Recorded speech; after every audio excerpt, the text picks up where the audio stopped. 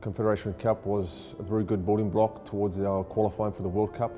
I remember, thinking about that Confederation Cup and having to come against Spain, who were just, probably at the top of their game. So we had a very, very tough outing against Spain.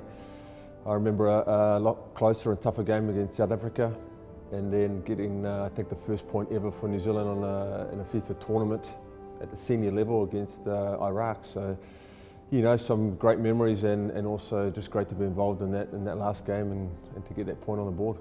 You see these players play week in, week out in the Premiership, and it was actually really surreal, sort of coming up against these players. You see them in the tunnel, and you're going out there, trying to do the best you can do, and all while you're thinking, Jesus, this guy's worth 20 million, this guy's worth 50 million. But some of the memories that I've had in those tournaments, I'll have forever, and I tell my friends and the stories. But it's just fantastic to being able to play some teams like that.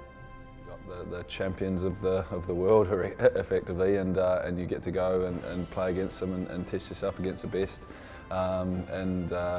Let's hope it's a precursor for more to come next year.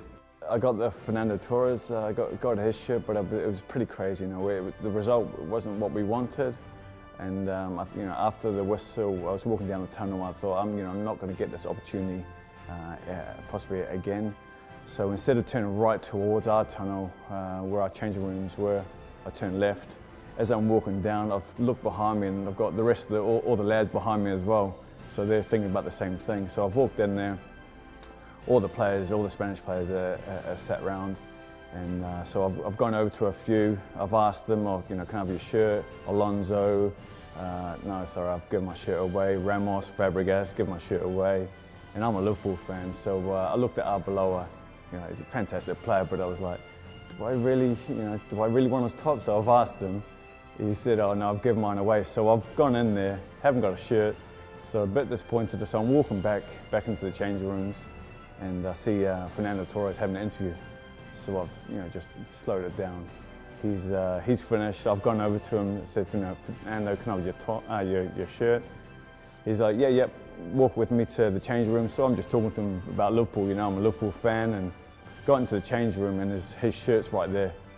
And so I've swapped them. I don't know what he's done with mine, but I've walked back in the change room, and I've told Ivan Vicelich the story. And he goes, oh, you know what? I seen his shirt. I was going to take my shirt off, replace it. And I was like, well, if I walk back in with Fernando and this shirt and your shirt's there, what would happen? But we started laughing. But so to now, I've got his shirt, so I'm pretty happy with that.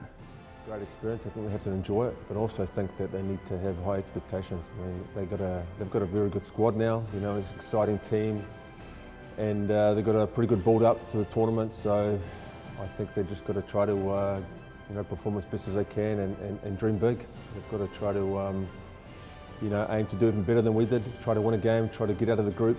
They've got a dream for that, and hopefully they can fulfil that and get the country behind football again.